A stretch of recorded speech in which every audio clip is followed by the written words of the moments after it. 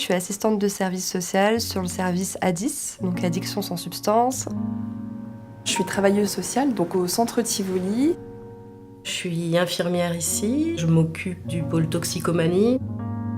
Je suis la responsable du pôle ressources de formation et de prévention. On est un XAPA avec hébergement, ça veut dire qu'on accueille des personnes qui ont une problématique de polyconsommation. Chargée de prévention des addictions à la CEDAP depuis 2014.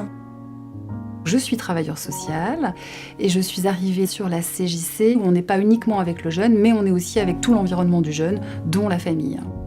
Le CARUD, c'est un centre d'accueil et d'accompagnement à la réduction des risques pour les usagers de drogue. L'idée, en fait, c'est vraiment d'accueillir tout le monde sans jugement. On essaye de créer une bulle, quelque chose de doux, où ils peuvent poser leurs valises, être ce qu'ils sont sur le moment. C'est pas toujours facile de passer la porte d'un centre de soins en addictologie. Souvent, les consommations masquent d'autres choses qui sont plus douloureuses. Il y a toute une relation de confiance qui doit s'installer avant. Je laisse vraiment la personne y aller à son rythme. Les gens s'aident avant tout eux-mêmes, mais on peut les accompagner à aller mieux. On peut pas faire à leur place. Nous, si on sait s'adapter justement au monde extérieur, c'est parce qu'on a eu la chance d'être accompagnés. Les personnes qui arrivent ici, c'est des personnes qui ont...